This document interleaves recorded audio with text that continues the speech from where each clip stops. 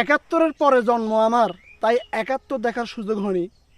কিন্তু আমি দেখেছি 2024 জুলাই আগস্ট। ক্ষমতার ধন্দে, ক্ষমতার মোহে, ক্ষমতাকে কুক্ষিগত করতে গিয়ে নির্বিচারে হত্যা করা হয়েছে শিশু থেকে শুরু করে জোয়ান বুড়ো সবাইকে। সবচাইতে কষ্টের যে বিষয়টা আমাকে এখনও নাড়া দেয়, আমি এখনও কষ্ট পাই, আমার এখনও কষ্ট হয়, তা হচ্ছে সাভার আশুলিয়া থানার পাশে ছাত্রদেরকে গুলি করে মেরে তাদেরকে পিকআপ ভ্যানে তুলে পেট্রোল জেলে আগুন জ্বালিয়ে দেওয়া।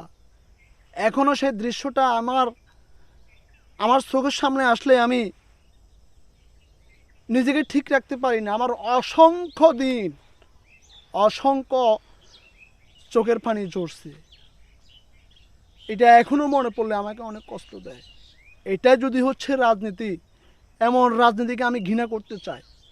আমি ঘৃণা করি এমন রাজনীতিকে, যে রাজনীতি নেতাদের কাছে আমি সেফ না, আমার সন্তান সেফ না, আপনি সেফ না, আপনার সন্তান সেফ না।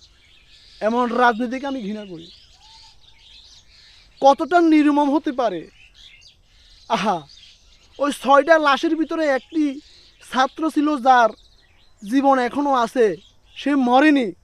চাইলে তারা চিকিৎসা করলে সে হয়তো ভালো হতে পারত, কিন্তু না,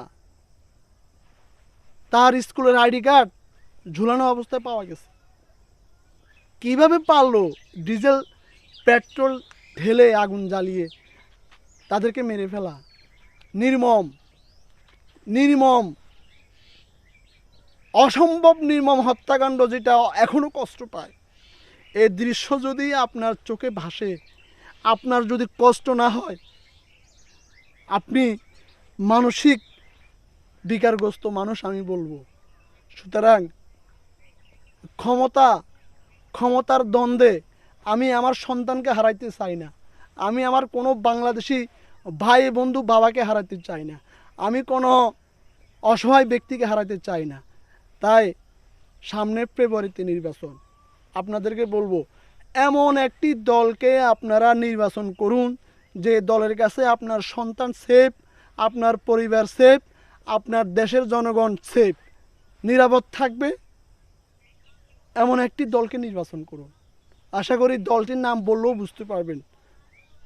5ই আগস্টের পরে যাদের নামে কোনো সাদাবাজি নেই, যাদের নামে কোনো টেন্ডারবাজি নেই, যাদের নামে কোনো অনিয়মের রেস্ট নেই, তাদেরকে নির্বাচন করুন।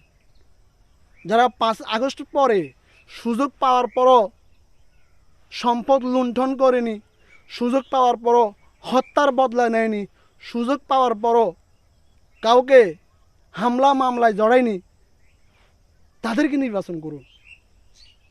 তাদের কাছেই আপনি সেফ, আপনার পরিবার সেফ, আপনার বাংলাদেশ সেফ। অনেক ভালো থাকবেন। আসসালামু আলাইকুম।